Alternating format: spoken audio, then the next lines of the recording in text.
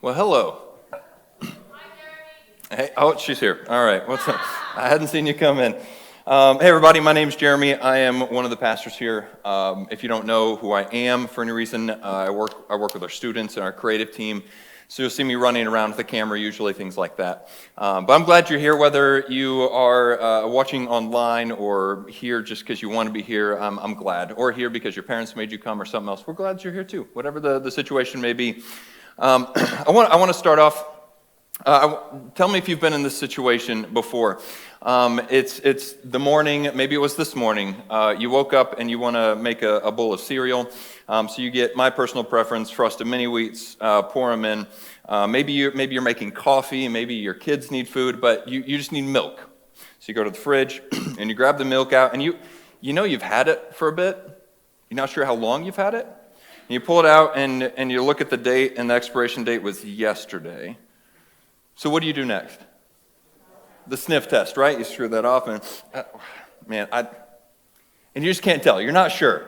So what do you do next there? You're like, babe, mom. You're like, drink this. No, sniff this, and let me know your opinion. They're like, oh shoot, that's bad. You're like, yeah, you're right. It was, and that's all the assurance that you needed. It's definitely often just like that. You're convinced that the milk is bad, and so you toss it out, and it's over. I wasn't sure, but because they said it's got to be true. And this is the reality with a lot of things that happen in our lives. Like, we trust labels, we trust people, we trust what we've been told. We pass things along because they sound true, or we pass things along because they sound familiar, or because someone we trust said this thing. Let me give you a few examples of what I mean. I don't know why this one is a thing. What animal is king of the jungle?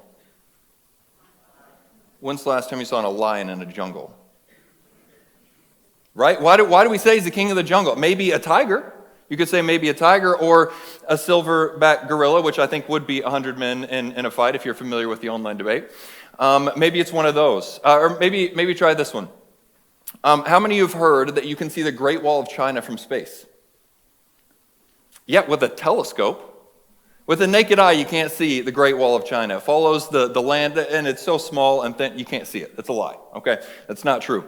What about this one? Gum takes 7 years to digest.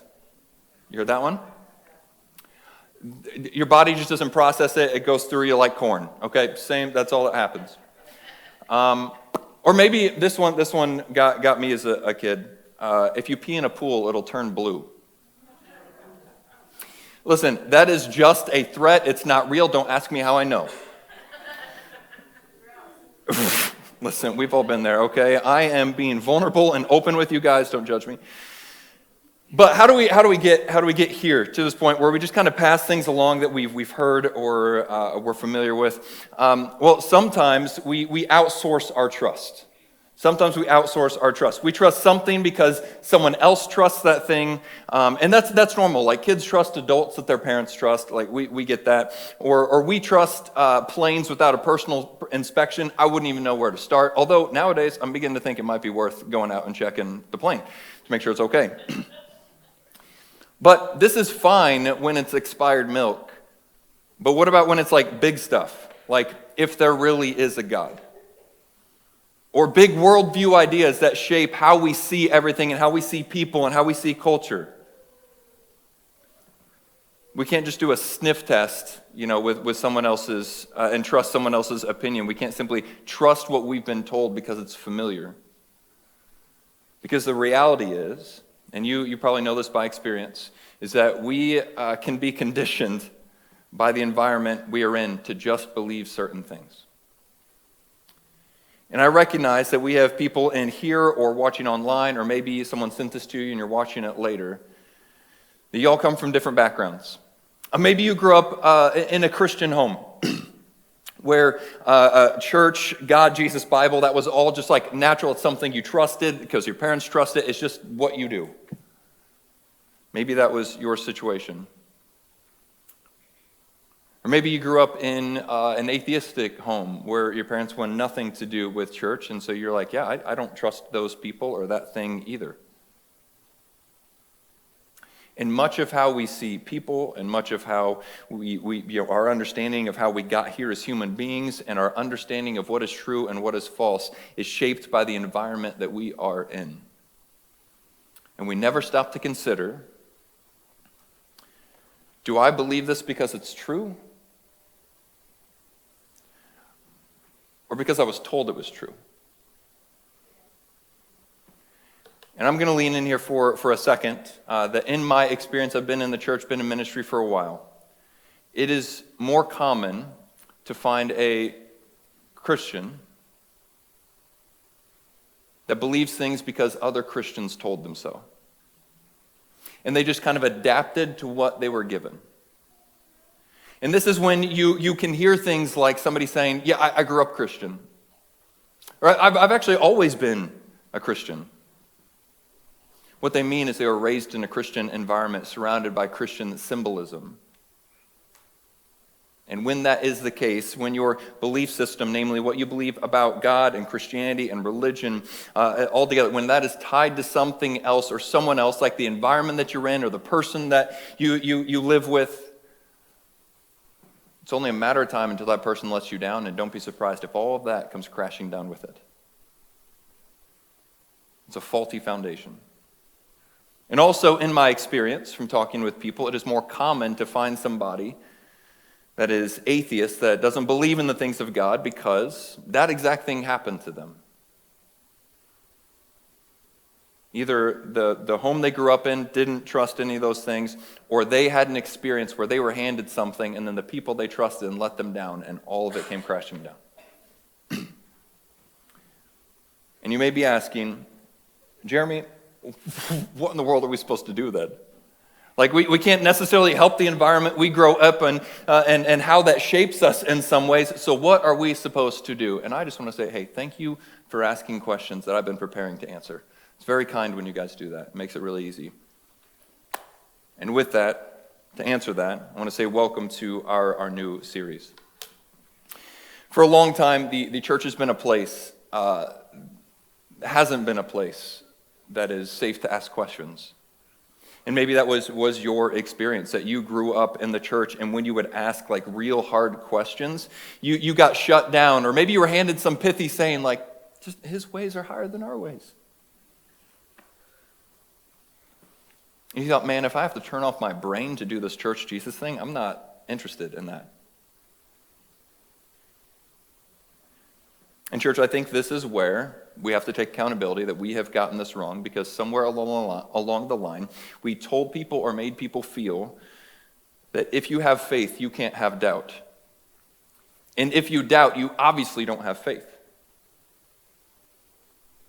And hear me, I have about 66 books here and 6,000 years of history that'll prove otherwise. Some of the most well-known names that we read about in this Bible, and some of the people that we lift up as examples to follow, doubted and struggled and had questions as a common human experience. So please know that no matter where you are at this morning, Christian or not Christian, that doubt is not an enemy of your faith. It's actually a crucial part of it. And maybe that makes some of us uncomfortable because we hold on to that binary that to have faith, you can't have doubt. But that's not reality, and I think we know that. It's a crucial part. Doubt is a crucial part of taking what has been given to you and figuring out on your own. So you're not just the product of the environment that you grew up in. But let's be honest this morning, and I know it's church, and it's a hard place to be honest at times, but let's be honest this morning that there are questions we all think about, just like the heading of this series. And maybe you're a Christian and you feel like you can't talk about it, like it's just a little bit too crazy to bring up and ask, like it's a little bit too wild. And if that's you, this series is for you, and maybe you just need to ask them for a friend, but at least you're asking. So maybe you're a Christian and you feel like you can't talk about it, or maybe you're not a Christian and it's all you want to talk about and no one will. This series is also for you. We're going to engage with some of the hardest questions that we all think about, because that's how we find out what we really believe. And I will say, we're going to go through, this is only a 4-week series, and we're going to go through a question each week. And if we don't hit kind of on the question that you're thinking about, or you have questions that come up and you just want to make those known or ask those, you can do that on our website. If you scan the QR code in your program, that'll take you to a page on our website called Asking for a Friend, where you can anonymously submit your questions. We're not going to ask for your information. We're not going to call you this week and talk through it. No, you just a safe place to ask any question that you want, and we'll do our best to answer some of those over the coming weeks, here or on the podcast or other venues as well. So please utilize that. But whether you are here because you are open and curious, or whether you are here because you are cynical, I don't care. I'm glad that you're here at all. But the tension that we are going to sit in through these next 4 weeks is that, yes, all of your questions, all of my questions, all of my doubts are welcome. They don't scare God. They don't scare us. New Story is a safe place to ask those things. Our questions are welcome, but the tension is we may not like the answers. But our questions are welcome. And today we're asking the question, there it is, why do Christians believe they're right? Have you ever thought about that? Why do Christians believe they're right?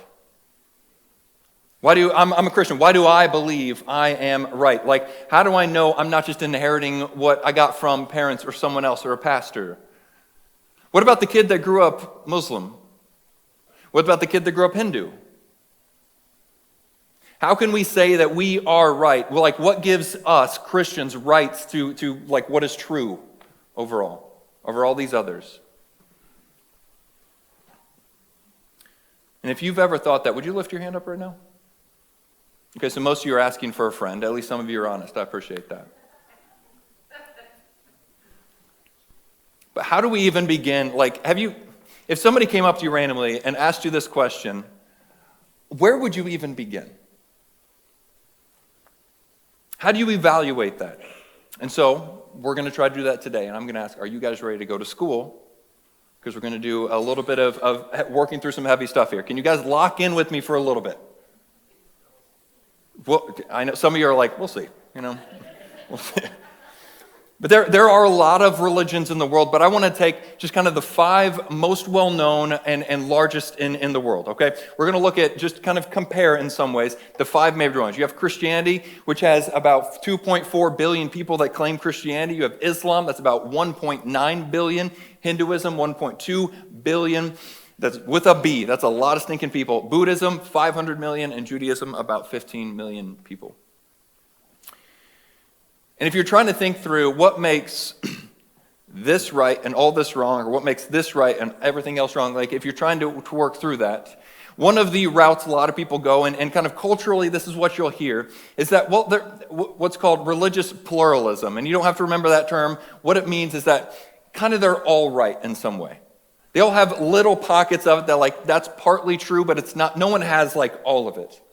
And usually when this is brought up, people use an illustration or a famous story that is told, a parable that's told of blind men and an elephant. And maybe you've heard this before, but the story goes that a group of blind men are brought to an elephant, and they're asked to describe it, touching different parts of the elephant. Describe an elephant. And one of the blind men touches the leg and says, an elephant is like a tree trunk. And another touches the tusk and says, no, it's like a spear. And another touches the tail and says, you're both wrong. It's actually, an elephant is like a rope. Another feels the side and says it's a wall. Other touches the ear and says it's like a fan. And one last one grabs the trunk and says, no, an elephant's actually like a snake. And they argue, all convinced that they are right, and each actually is, but only partially. And this is the common idea around religion from outside of it. The only issue is they all claim to have the truth, not part of it. And each of these not only has different teachings about God, but also claims, has different ways in which we reach God or the divine, however they would define it. So they all have a claim on truth, and they all say we get to God in a different way. For example, I'll give you a few. Christianity says it is through the gospel of Jesus. Trust and belief in Jesus and right relationship with God. Islam has the 5 pillars of worship and practice. Buddhism has the 8-fold noble path, just to name a few. And so they can't all be partially right when they claim to be fully right. And to say that all religions lead to God, I think actually shows how little we really know them, because they're not one big happy family. So what do? They all claim they have the truth. They all claim to have the right way to God. And so when this gets hard, right? It gets really difficult. And so I was trying to process through this. What is the best way to approach this? And as I studied out each major religion, there was one common denominator through all of them. Not how you reach God, not even who God is, but there was one common denominator in all of it. A through line that may help us here, and it may not surprise you what it is, but it comes down to a 33-year-old Palestinian Jewish man from Nazareth we know as Jesus. Jesus isn't just present in the Bible and Christianity. Please know that. That's not the only place that he pops up. There is strong historical evidence from multiple sources, both Christian and non-Christian, that of these facts, that the man named Jesus was crucified under Pontius Pilate, his tomb was found empty, and his followers sincerely believed that they saw him alive again. No matter what people believe about him, he is the turning point in history. So influential was this man from Nazareth that every other major religion has to do something with him. Even if they don't believe the same things about him, you can't ignore him. And every religion addresses him. Let me give you a few examples. Islam says he's a great prophet sent by Allah, God. Not divine, but he did perform miracles. He was born of a virgin. These are different things that Islam believes about Jesus. Hinduism says he was a holy man and a spiritual teacher. Buddhism says he was wise and compassionate teacher, a moral example. And Judaism says he was just a historical figure, a false Messiah. But they all recognize him in some way, even if their religion began before Jesus even came about. Still had to address him as a holy man, a wise teacher, and a prophet.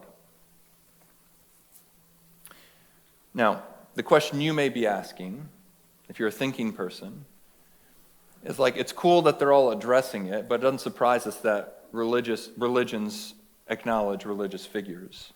How do we even know this guy existed? How do we know that Jesus actually lived? Well, again, you guys are asking the right questions. Thank you.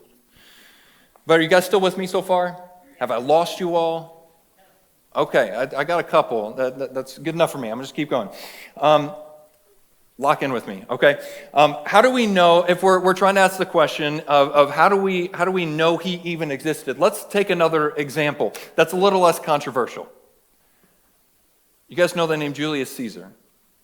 Maybe you know the drink Orange Julius better than you know Julius Caesar, but Julius Caesar was a person that really lived. How do we know Julius Caesar existed? History. Literary histories passed down through time from a number of different historians. One important one is the name Suetonius. Again, you don't got to remember the names, okay? But if you want to take notes, you want to check me on any of this stuff, please do.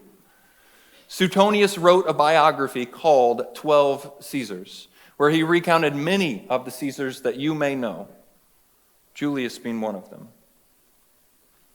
And from a biography like the 12 Caesars that Suetonius wrote, we know that Julius Caesar lived from 100 BC to 44 BC. This is things that we can find in a history like his. And Suetonius wrote this work, 12 Caesars, about 200 years after Julius had passed. Now, we have copies of this. That's how we know this. We have copies of it.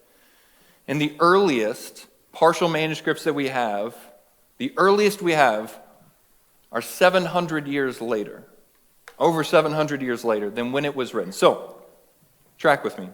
Julius Caesar lived 100 to 44 BC. Suetonius, 200 years later, wrote about Julius Caesar, and we don't have actual documents of that history that he wrote for another 700 plus years that we have right now, that we can track. And we have about 200 copies, fragmented copies, and some whole, of 12 Caesars. Majority come from much later. Are you still with me? Some of you are like, I don't know, that kind of lost me a little bit. I'll make sense of it. But first, I just want to do a quick review. I want you to turn to your neighbor, tell him everything I just told you. I'm kidding. Okay, don't actually do that. But I want you to hold on to that for just a moment. And I will constantly say throughout this, take a picture of this and go look for it yourself. Don't just trust my word on it. Okay? So, how do we know Julius Caesar existed? From histories like Suetonius, who wrote about Julius Caesar. How do we know that Jesus existed? Let's now shift. One of the primary sources for knowing Jesus is and learning what he taught is from, no surprise, this book right here, and primarily the New Testament. And it was written, New Testament was written from about 50 AD to 95 AD, shortly after Jesus' death. And the earliest copies that we have date within the 2nd century. Some of the earliest copies we have, about 100 years later. We even have partial manuscripts of the Gospel of Mark within 90 years of their writing. And the kicker with this is we have over 5,700 copies of New Testament in manuscript form. Why am I spending time on this? And I said, you guys got to lock in. You got to stick with me or we're going to get lost. But I'll try to bring it back. Why are we spending time on this? Why am I going through this stuff? I simply want to show you one example, and we could do dozens more, of when critics of Jesus and Christianity and the Bible say that we don't have any of the original documents of the New Testament, which we don't.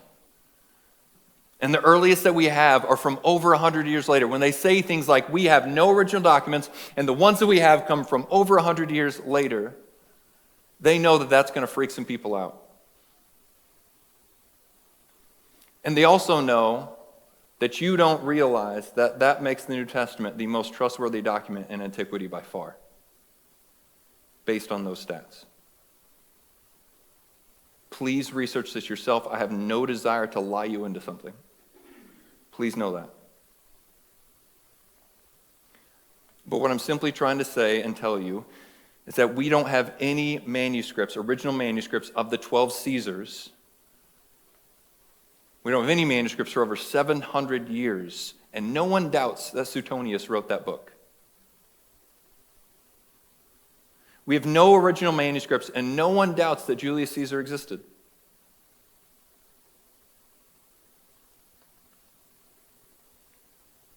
But the New Testament is constantly met with skepticism.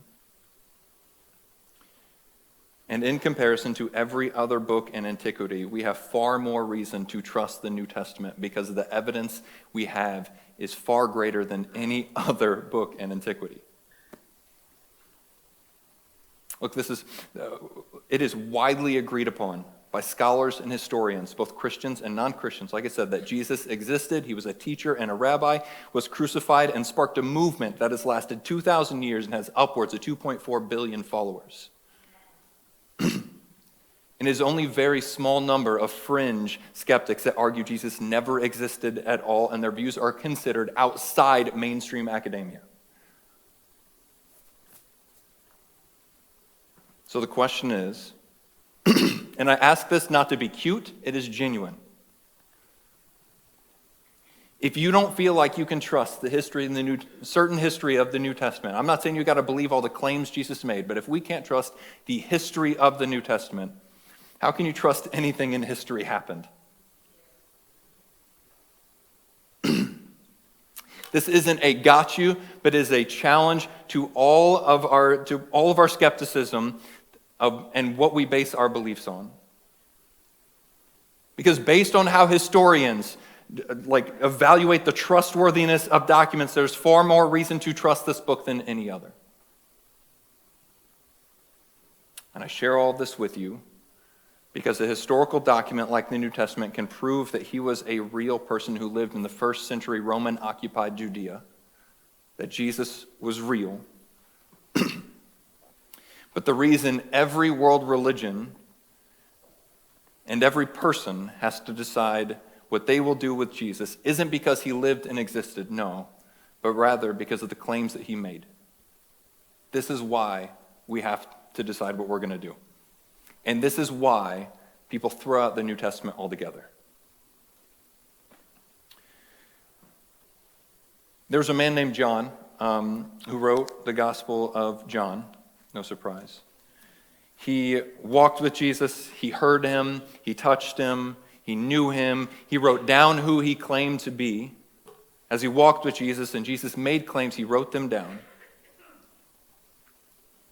And I want to compare what major world religions believe about Jesus with his own words.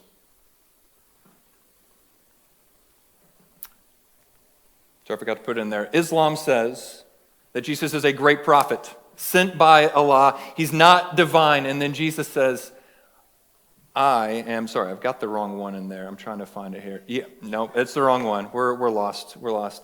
But Jesus says in John 10, verse 30, write this down because I can't put it on the right slide, okay? John 10, verse 30, he says, I and the Father are one. He is claiming that I'm not just some great prophet sent by God. I am God.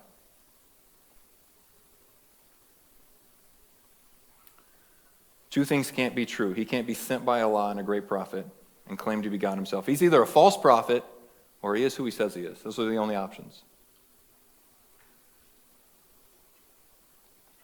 Hinduism says that he is a holy man and spiritual teacher. But Jesus says, I even typed it wrong, guys. I'm really sorry. I will say, that's not what the Bible says. So, as always, verify, not just listen, okay? I am the Son of God is what he said. I made my slides very quickly this morning. My apologies.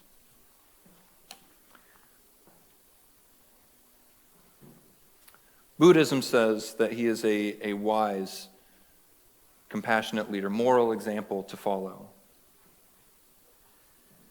But Jesus says, again, not that. He says, I'm the resurrection and the life. I have power over death and hell. I'm not just some moral example. Judaism says he's just a historical figure.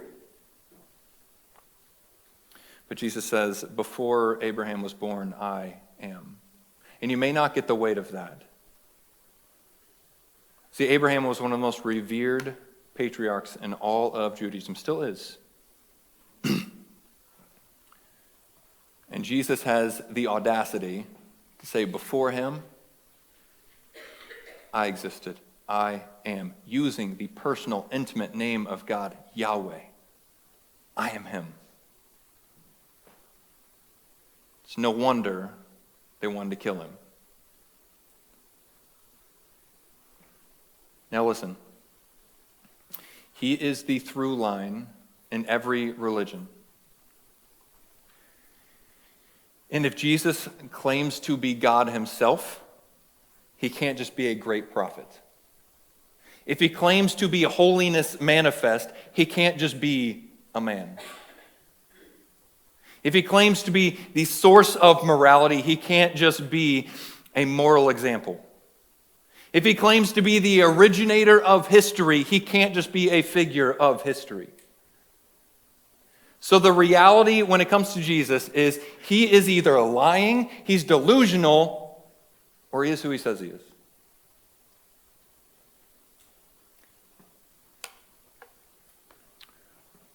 Most world religions are built on kind of private revelation. Like Muhammad, for example, received something from the Lord, passed it on. Christianity is different. It is built on a public historical claim, not private revelation, a public historical claim that Jesus of Nazareth was crucified and then physically rose from the dead. And if the resurrection happened, if the resurrection is true, it validates everything that he taught. And this is why Christianity doesn't believe that this Jewish man was just a moral teacher, a good man, or a prophet. But Christianity believes, Jesus' own words, that he is the way, the truth, and the life. No one comes to the Father except through him.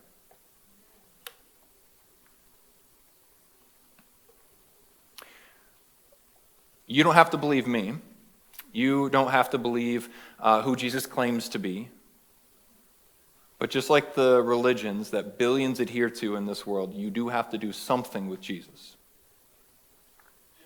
You don't have to do something with Christianity, you don't have to do something with the religion, but you do have to do something with Jesus and decide for yourself who he is. And we'll say, if you are here today and watching, and you say you're a follower of Jesus, the sad reality that we have to face is that many want nothing to do with Jesus because of the actions of us.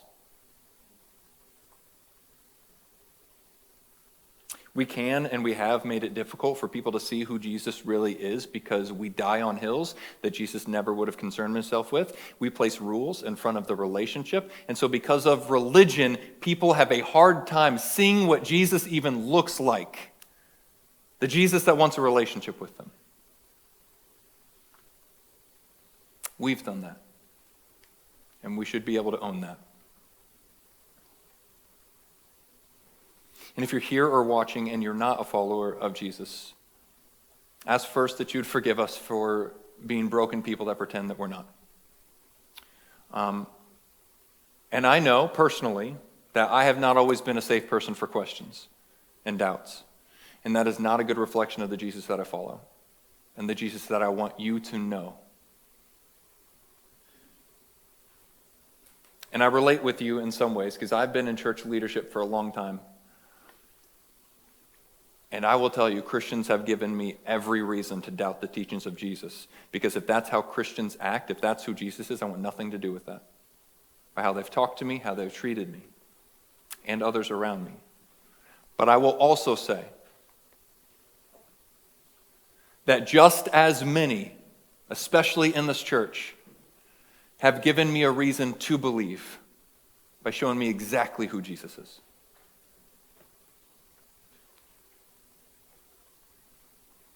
But what I believe about Jesus is not based on the good or bad things Christians do. It can help or hurt. You guys know that. You've experienced that. But we have to personally decide, who is Jesus? Is he an untrustworthy liar? Is he a delusional psycho? Or is he who he says he is? Here's the question every person has to answer. Does the way he lived, taught, died, and rose point to his credibility, or does it not? And that is for you to decide. Do not outsource your trust. Don't believe something because your parents did, or I do. Don't trust Jesus because I'm passionate. That's not helpful. You have to decide for yourself. And the scary part in all of this, is that if the claims Jesus makes are true, and we believe that, it demands a lot more from us than just an acknowledgement that he was a man who lived. Most people don't mind Jesus as a good teacher, an historical figure, because it doesn't affect us any more than Julius Caesar does. And this is why many around the world and many in other religions have decided that's who he is, just a historical figure. But Jesus, as the king that he claims to be, that affects everything. It changes how we see ourselves and others around us, that they are and I am created in the image of God, which means we are given value, dignity, and worth by our Creator that no one can take away, no matter what they say to us, no matter what they do to us. It changes our purpose and why we're here. It changes our outlook on this life and the next. It changes how we suffer. It changes how we care for the marginalized and those hurting around us, no matter their affiliation. And if you're wanting to take this seriously and really just consider this for yourself, like who this Jesus is, I want to ask you to start here. Read maybe Matthew, Mark, Luke, or John, which are the eyewitness accounts. Don't read this as like, oh, I'm reading the Word of God. You're not there yet. Just read them as history. And ask, does the evidence point to Jesus being reliable or not? Does the way he lived, taught, died, and rose point to his credibility, or does it not? Even if you say you're a Christian now, maybe you're sitting here and you're like, you know what, Jeremy, I don't know that I've thought through some of this myself. And maybe you're realizing that some of your faith and your beliefs are tied to someone or something else, and you need to work through this very question. Please know that doesn't scare God. And in fact, doubt is often the obstacle course that we go through where faith is born.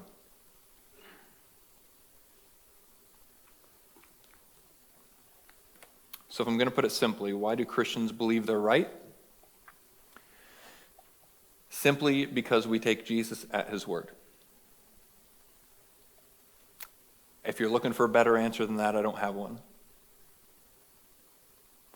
We don't take Jesus at his word, or we don't believe in Jesus because of religion or some convincing arguments. We don't even believe the claims of Jesus because he said them. We believe it because of the way he lived, taught, died, and rose. Point to the credibility of that to us.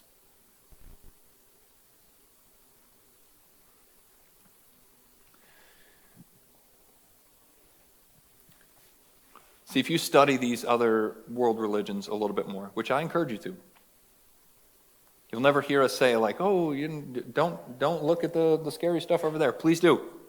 There's no point in avoiding it. If you study these other religions, you'll find the salvation or the way to God is for the strong. It's for those who earn right standing with God.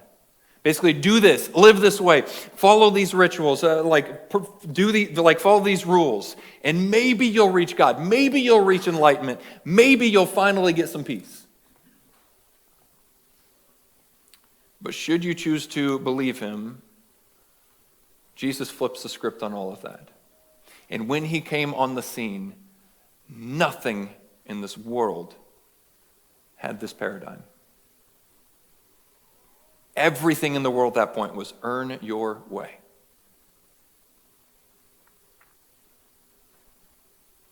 Jesus came in and offered something completely different. I think a man named Tim Keller, who is an author and pastor, passed away a few years ago. He wrote this. He said, the founders of every other major religion said, I'm a prophet who shows you how to find God. But Jesus taught, I'm God, come to find you.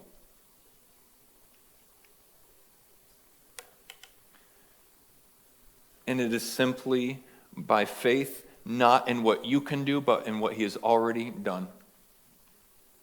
It has nothing to do with you being strong. It has nothing to do with you earning. Simply, he came, lived the life that we could not live, died the death that we deserved,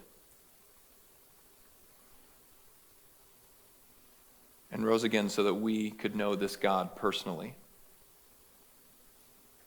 See, Jesus is at the center of all of this, and what you believe about him is what ultimately matters. Because if he's a liar or he's delusional, you can dismiss him and all of his moral teachings, which, by the way, I don't know that if someone was walking around today and claiming to be God, I don't know that we would take them very seriously. And if they're out there teaching, we're like, that dude claims to be God. He's pretty wild. I don't know that all his moral teachings are something I should follow. Yet today, the teachings of Jesus are the backbone of much of society. But if he is a liar and delusional, you can dismiss all of that. But if he is who he says he is, he's Lord, he's King. And that's going to demand a lot more from us than, I grew up Christian.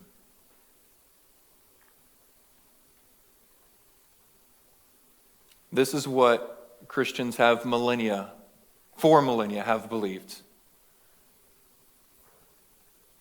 That Jesus is who he says he is.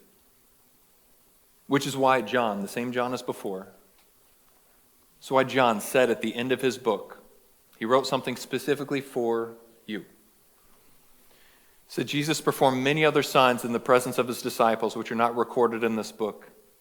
But these are written. This history is recorded, that you may believe that Jesus is the Messiah, the Savior, the Son of God, and that by believing you may have life in his name.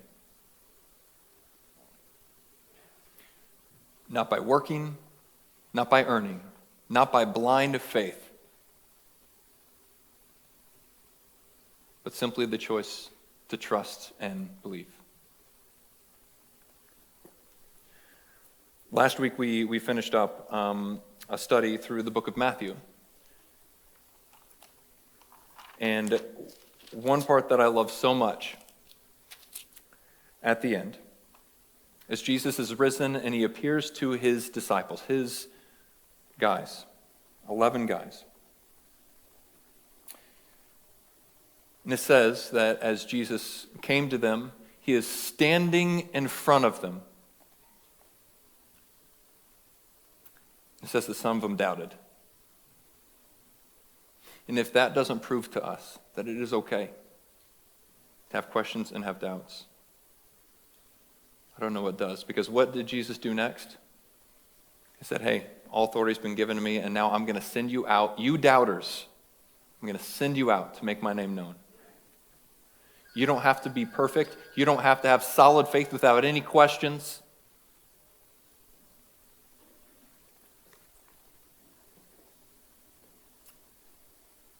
And as you work through it, I pray that you continually grow in understanding who this Jesus is, and you do find him credible. That's what I believe. That's what Christians believe. And I think you can too. Let me pray for us.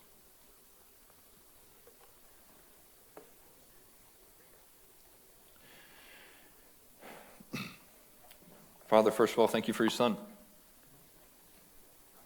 Thank you for what was accomplished on the cross for us. And thank you for the scripture that you have, the words that you've preserved through time so that us today in 2025 can still know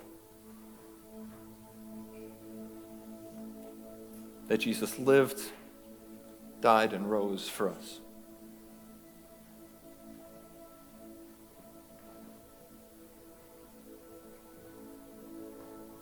God, we take you at your word. We take Jesus at his word, that he is the way, the truth, and the life. And so right now we do pray for those around the world, those any outside of a belief in Jesus, that you would make yourself known to them. In a way they can't deny you as just a moral teacher or an example to follow or just some historical figure, but make yourself known to them in a way that they cannot deny.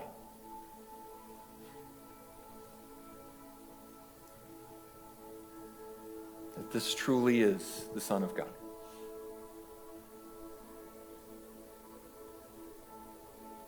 We love you. It's in your Son's name we pray. Amen.